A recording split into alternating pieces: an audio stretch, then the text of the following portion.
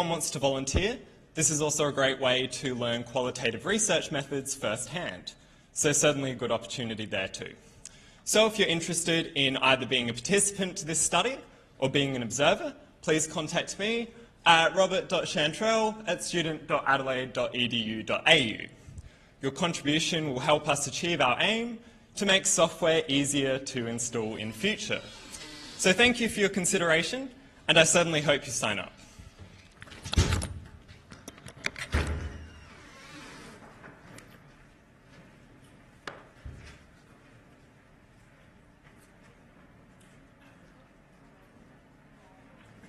So as I foretold in the last lecture, I'm going to come back at the end of the lecture course, but for now, my colleague Dr. Ling Chao Liu is going to start talking about learning. He's going to give 2 lectures on learning, and then Professor Gustavo Pinero will take over on learning, and then Ling Chao is going to come back and talk about inference, uncertainty, and probability.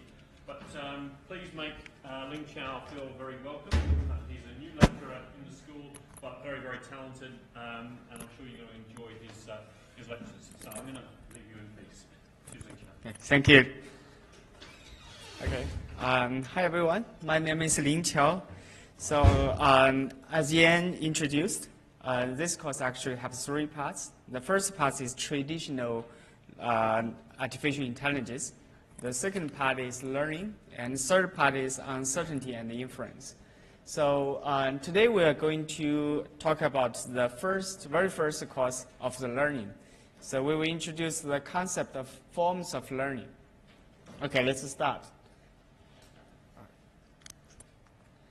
Okay, as a human being, we receive tremendous amount of information from the outside world. We see a lot of images every day.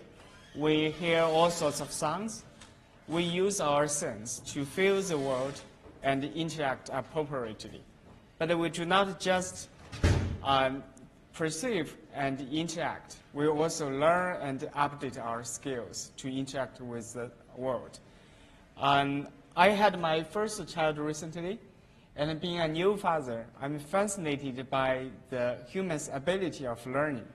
So believe it or not, as a newborn, you cannot even fix your eye on certain objects. But given 20 years of learning process, you could be so smart to sit in this room to discuss artificial intelligence. So we can see the learning is a very important part of intelligence. And we definitely want our agent to have such ability. Okay, so generally speaking, if an agent with a learning element, it usually works as follows. First, it will receive the sensory signal from the outside world. So this would be the input of the agent. And the agent will generate output to react to the input. But it will also have something called evaluation module, or sometimes critic. It will provide a feedback signal to the agent. And this is just to check if the output of the agent is good enough. If not, they will then update the agent to make it fit better to the world. So with learning, we allow the agent to adapt to the new environment much quicker. Imagine that you have a robot which was initially designed for indoor scene. Now you want to move your robot to outdoor world. So what you can do is you can just create a training environment for your robot. After just learning from the skills in the outdoor, it can be put into a new environment. Okay, so when you design the learning element of an agent, you need to ask you the following 4 questions. The first one is which component you want to improve for the agent, and what prior knowledge our agent already has. So the first 2 questions are basically asking what to learn. Sometimes we do not want to just build our agent from scratch. We perhaps have some prior knowledge or some existing module which works so well, and we do not want to change that. So we may just update some part of the agent. And the third question is the representation of the percept. And the agent, you can just imagine it as a robot, could receive signals like image or audio, right? But the computer cannot directly understand the image or audio. We need to convert into some representations that computers can really understand. For example, we just convert it to numerical values or character strings or sets of objects, right? So this is the third issue, the representation of the percept. And finally, and perhaps the most important for this lecture, is the types of feedback you can get. Depending on the types of feedback, we can just categorize the learning system into 3 categories. The first one is called supervised learning, and then unsupervised learning, and reinforcement learning. Okay, let's start with the supervised learning. So in supervised learning, you will have a training stage. Okay, at the training stage, you will have n examples. This is sometimes called training samples. For supervised learning, this is basically a pairs. The input with xi denotes the input of your agent, and the yi denotes the desired output of your agent. Okay, and usually we assume the yi is generated by using an unknown function called fx. Okay, so you can imagine x as an image and the yi as a category of that image. Okay, so if there is an object in that image. And the mapping from the image to its object category can be done by a function. It's called human brain, right? So you see an image and then you immediately know its category, but you really do not know how it really works. Right? Nobody knows how human works. So we cannot just write down some equations to just map image to its categories. So this is an unknown function. And the purpose of supervised learning is to find approximate function h, or maybe sometimes we can say we can discover a function h that approximates f. And the goal of supervised learning is actually for prediction. So given a new input x star, we want to make a prediction y star. We want the y star, we want the behavior of h would be as close as possible to the unknown function f. And the availability of the target output y for each input xi, this is a key character of supervised learning. So it differentiates supervised learning from other forms of learning. So when you are asked a question about what forms of learning algorithm is, you need to consider these key characters. Okay, so the function h, the approximation function h, is sometimes called a hypothesis. And supervised learning can be viewed as a searching in the space of the hypothesis for best h. So basically, you want to just find the best h. This sounds a little bit abstract. So perhaps we can just have a better explanation by using the following examples. So sometimes h can be formed as a family of functions. So it's basically a functions with some unknown parameters. Okay, so let's say we define hx equals to w transpose times x. Then if you find a parameter w, you will have a unique function. So you can imagine there are infinite number of functions, right? And the supervised learning at the training stage, our goal is to find the best edge. And this boils down to find the best parameters of best parameter, that is the best w. So this by the way, this kind of method is sometimes called parametric algorithm, because you have a parameter you need to calculate during your learning process. Okay, and depending on the types types of the YI, you can further divide supervised learning into categories like regression or classification. So if the target output, the YI is continuous values, we can see we will have a regression problem. So you can just imagine regression problem as this case. You will have, in this case, you have x, which is basically a scalar value as your input. And fx, this is yi, right? F is an unknown function. This will be your target output. And when you do the regression, you basically trying to find a hypothesis function, hx, which can mimic the behavior of fx.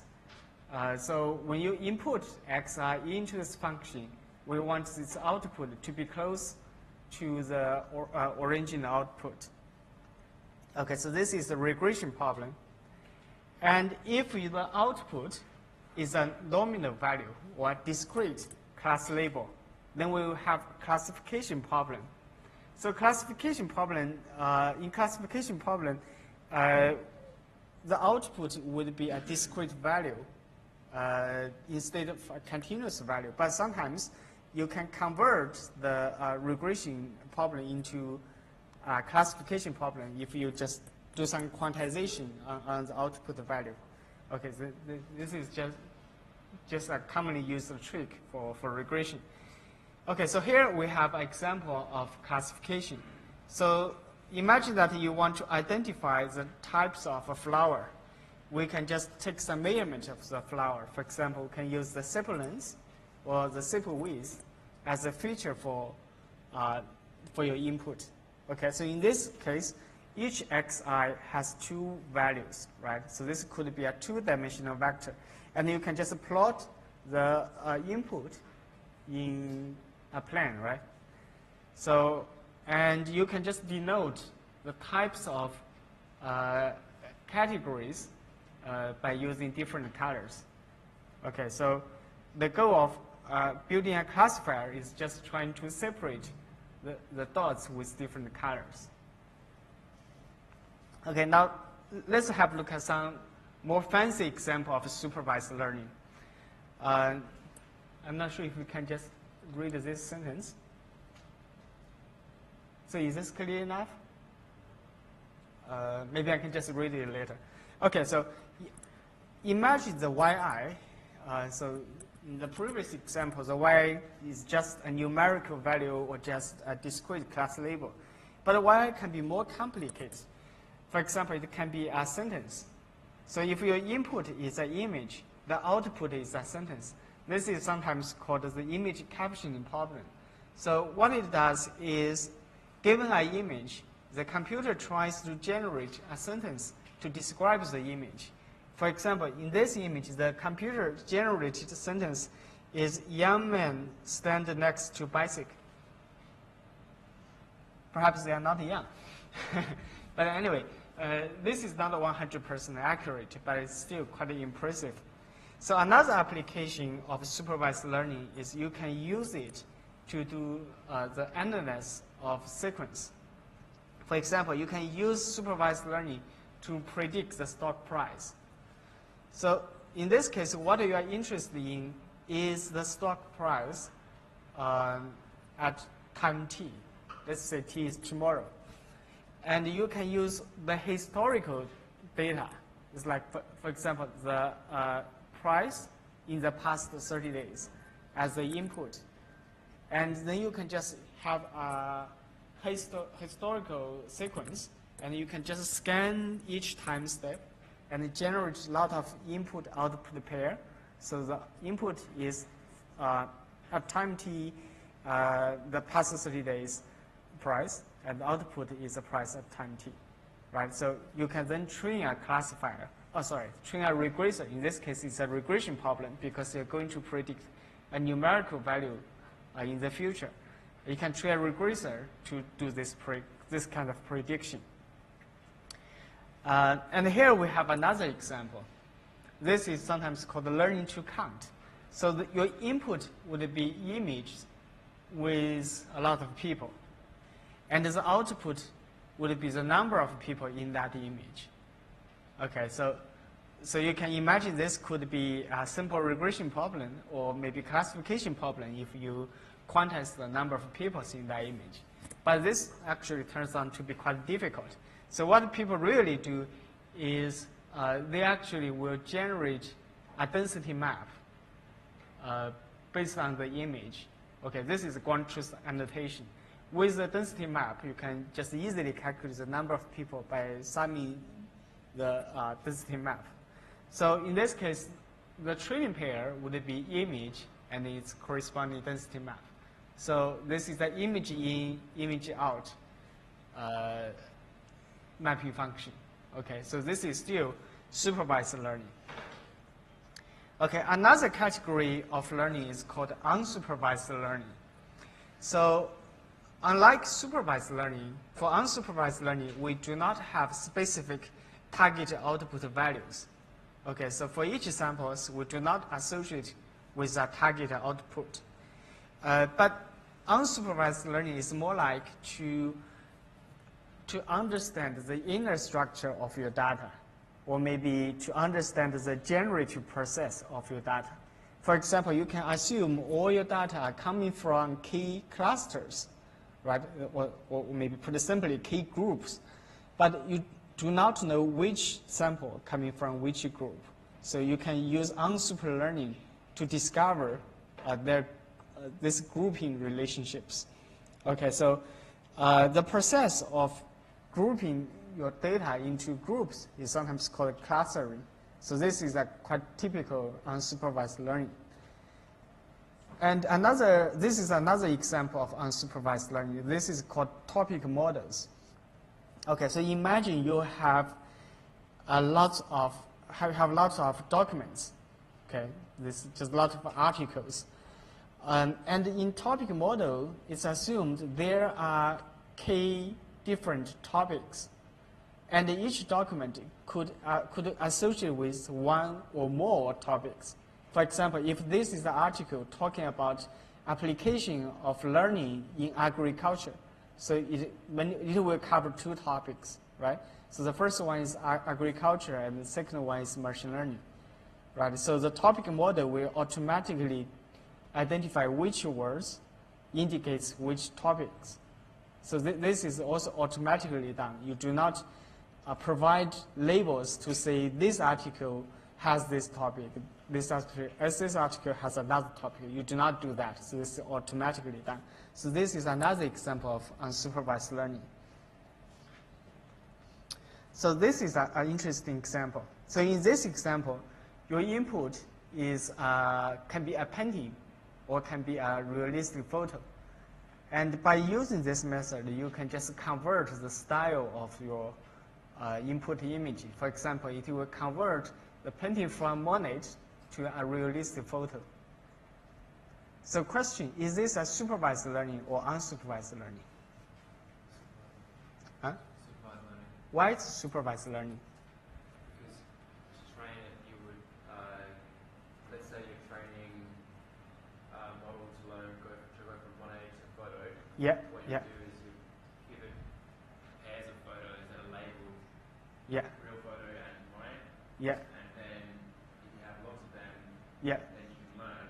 But yeah. what you're doing is you're passing in lots of data that's labeled, so it's supervised learning. Yeah, it could be done as a supervised learning, but unfortunately, in this case, you can't. Why you can't? Your answer is correct for the learning process, but you can imagine this. Whether this is feasible, okay? So you mentioned you will have the painting from Monet as an input, right? But if you want to do it as a supervised learning, you need to provide the ground truth photo for that painting, right? But this painting, was painted almost 200 years ago, so you do not know its original photo. So this is why we cannot do this in a supervised learning setting. So we have to do it in an unsupervised learning. So in this case, we will actually build a generative model of photo. So with this generative model, given an image, the generative model will tell you whether this is likely to from a real photo or a painting, or maybe not a real photo. So what the algorithm does is it's trying their best to convert this into something which is more likely to be a real photo. Okay, so this training process is actually done in an unsupervised learning setting. Okay, so the third category of learning is called reinforcement learning. Okay, so in reinforcement learning, what are you going to learn is sometimes called a policy. It basically means you will make a sequence of decisions or sequence of actions.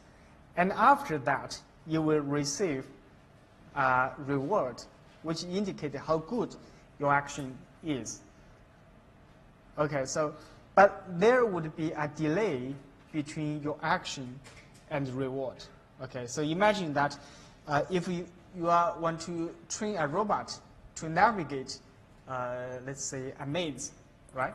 So if you just find the some target in the maze, then you will, let's say, receive a reward. Otherwise, you get nothing, right?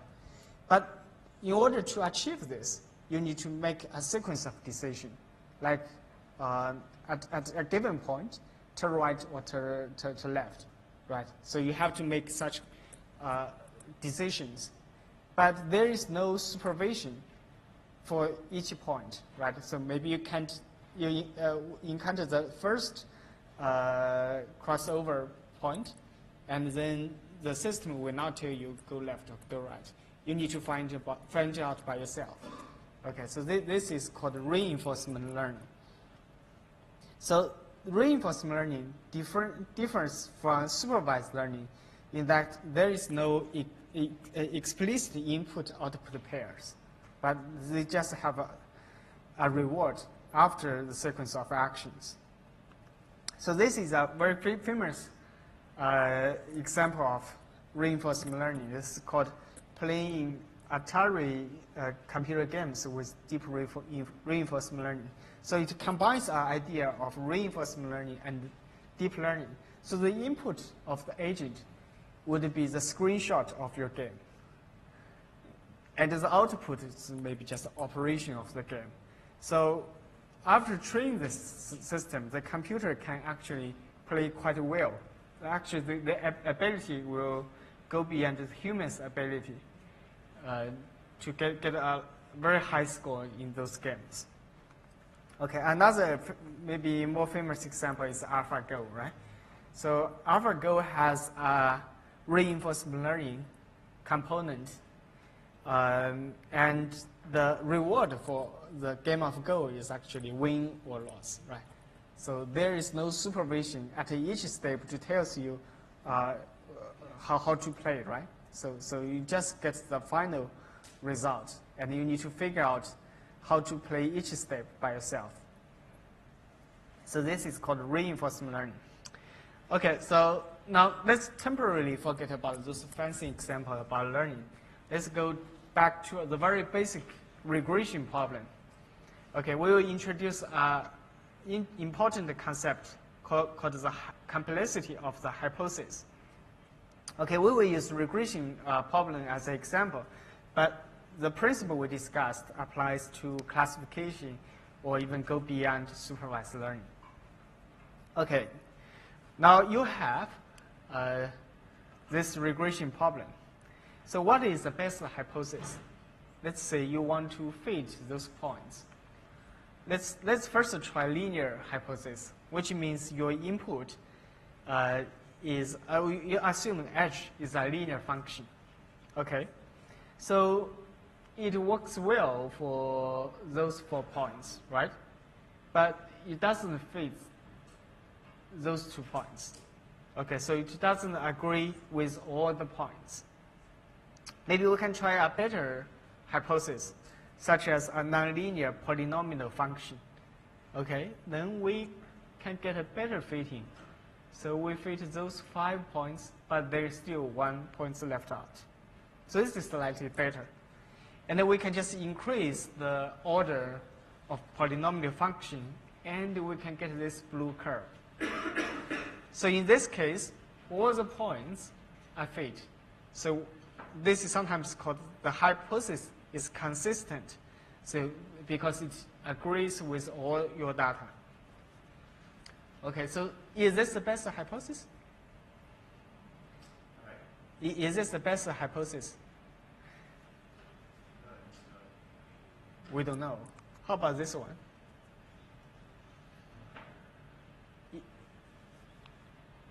If you check this point, it also agrees with all your training data, right? But will you prefer this one or the blue one?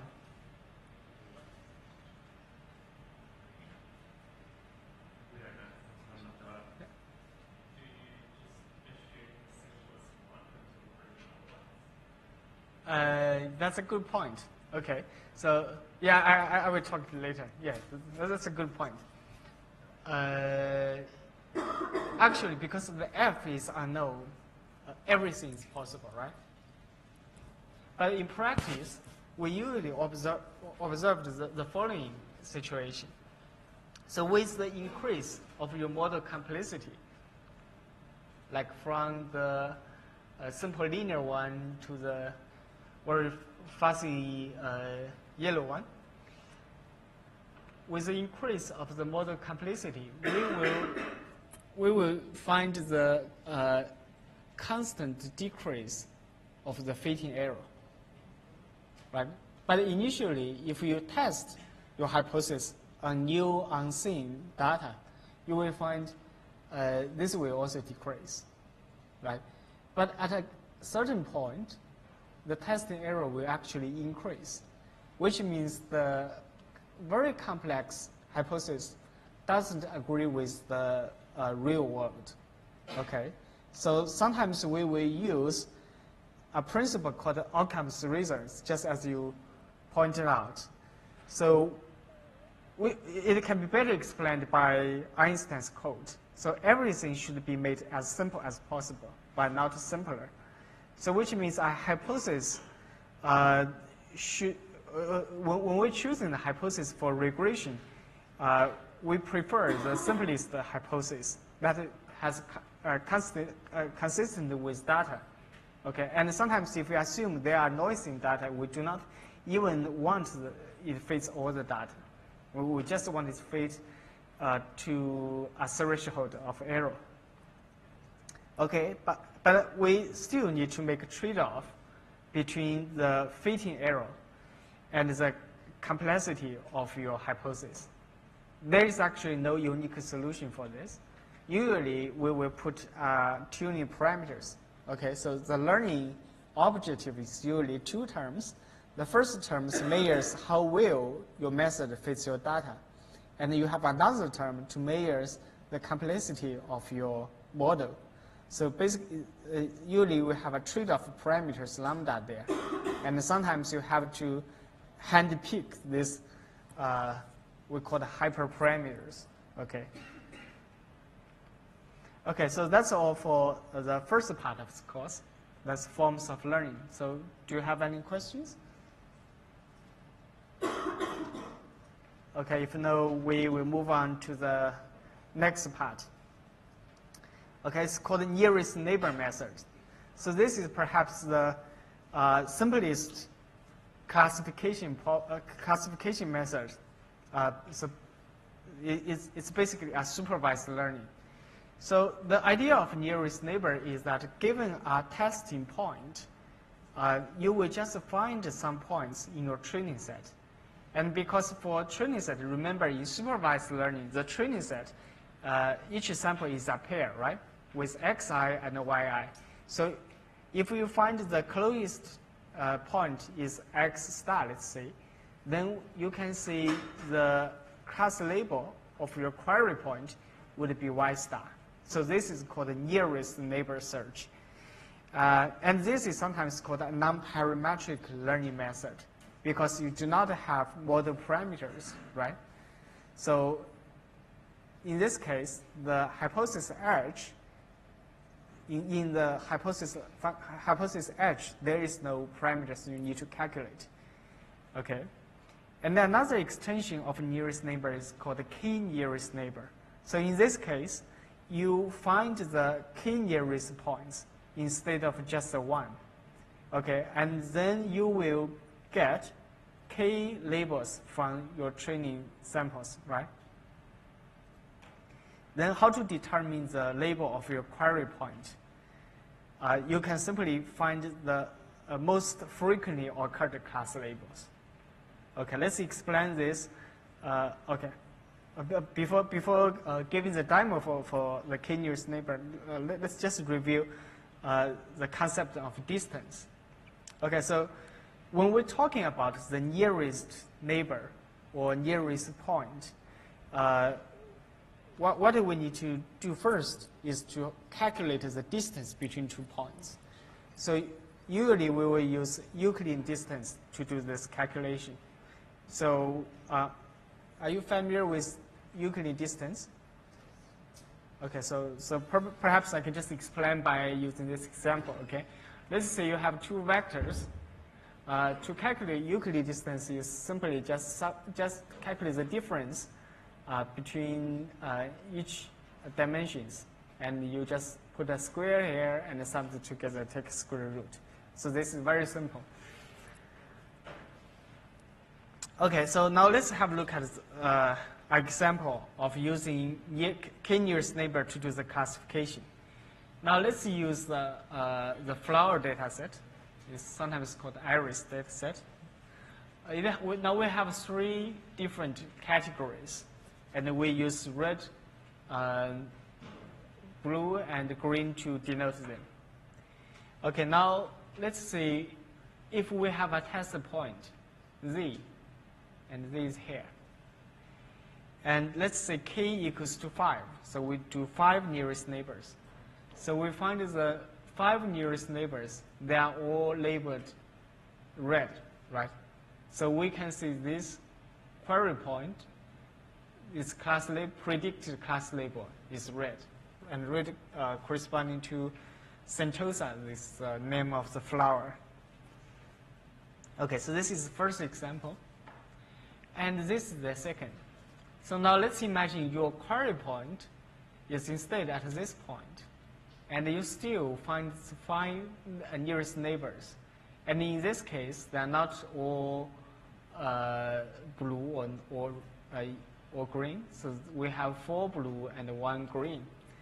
And we know the the blue is the most frequent labels.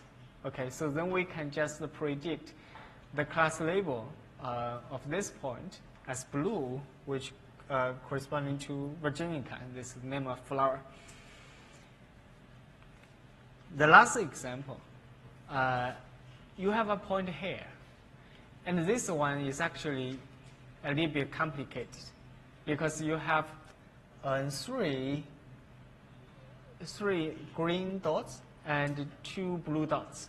Okay, so you can predict its class label is versicolor. Okay, so in this case, we see this point is located in the boundary of 2 populations, right? Okay, so when we do the k nearest neighbor search, we have 1 free parameters, that is the key. And in fact, if you choose a different key, sometimes you will get different results. For example, for this point, if we choose k equals to 3 instead of 5, we will get 2 green and 1 blue, right? So in this case, the prediction would be green. But if we choose 5, we will get 3 blue and 2 green. Okay, so in this case, the prediction is actually blue. Okay, so this is the free parameters, and this will affect your prediction performance. Okay, but how to choose this one? So unfortunately, there is no some super smart way to do that. We have to do it by using try and error method. And a more principled way to do that is in your training set, you further divide it into the training set and the validation set. And if you have some hyperparameters to choose, you can just try all different hyperparameters on your training set and test this performance on your validation set. And then you pick the best parameters. And after that, then you can just use all the data as your training set. And by applying your chosen parameters, and then you just put it into use for the real test data. Okay, so this is k-nearest neighbor method. And then we can just visualize the decision boundary of the k-nearest neighbor. So to calculate this form, we just simply put each possible dot in the 2D plane into the KD classifier. So if, let's say, this point is labeled blue, which means if there is a point here, the prediction from your k-nearest neighbor would be blue, right? So then we can just draw this decision area.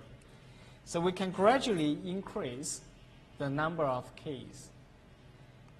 Okay, and what we find is that, oh, by the way, there is some green area.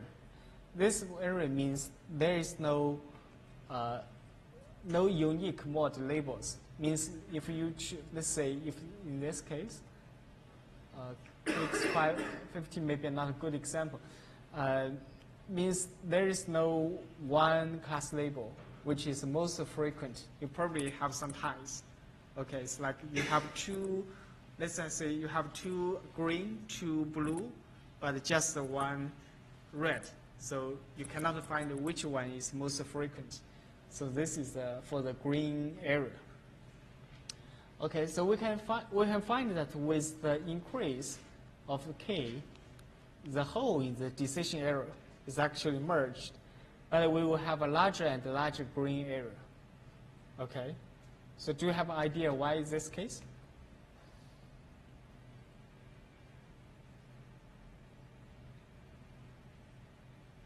Oh, this is just because for the green area, for a point like this, with the increase of k, you actually see further and further, right? So it's more likely to have a tie situation. Okay, so one disadvantage of k-nearest neighbor is its computational cost. So because when you do the k-nearest neighbor, you need to do exhaustive search. It means for each query point, you need to calculate its distance with respect to each point in your training set. And if the number of training samples in your training set is large, this could be very expensive. Okay, so that's why sometimes we need to find a better and efficient way to do the nearest neighbor search. And this would be the topic of next class. So conclusion, k-nearest neighbor is perhaps one of the most simplest methods for supervised learning. And sometimes you should try k-nearest neighbor as a baseline before you try more advanced methods. And for k-nearest neighbor, the main bottleneck is a computational efficiency issue. And we will address this. We're trying to improve this one in next lecture. Okay, so that's all for today's lecture. Okay.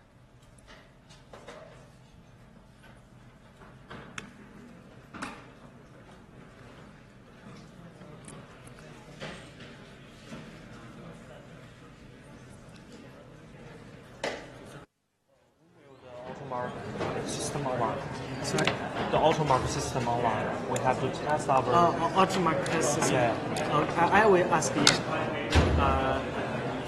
How about give us the data first? The data first. Yeah. Then we can automatically mark our program, but then we need some data to test our program. Okay. I will talk to you about this. Thank you, sir. Make sure I understood this correctly. So what you're doing is, in that last one, what you were doing was you were finding a point on the graph, and you were saying what are the nearest 5, and then you're saying what was the most out of those nearest 5, and saying it's that. Yeah, that's right. Is it really that easy? Yeah, that's really easy. You're kidding.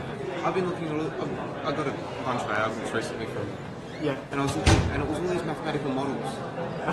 And it looked at the same thing. Was it? Yeah, that's right.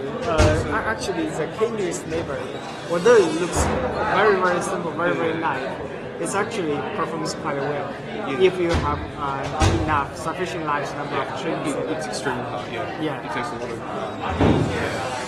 It's actually really. It's got a large complexity. But So you can imagine, let's say, for example, let's say image classification. This is a fairly difficult problem. yes. Imagine that you have all the picture from all the corner of the world. Yeah. Then you have a very efficient way to find the nearest neighbor. Yeah. Then this could be easily solved, right? But the major issue is efficiency. It's not fast enough. Yeah. It's going to take a very long time to search all the values. So there is actually quite a famous professor in CMU. I think he visited our school around 2014. At that time, the deep learning, so you perhaps already heard of deep learning. Deep learning is just become popular, but not all the people in the academic buy deep learning. And he mentioned that he do not think deep learning is a very promising direction. He thinks deep learning is simply a tricky way to do nearest neighbor search. Oops. Yeah. And he actually did a lot of stuff on the nearest neighbor search. Thank you. Yeah. You've cleared a lot up. Thank you. Pleasure.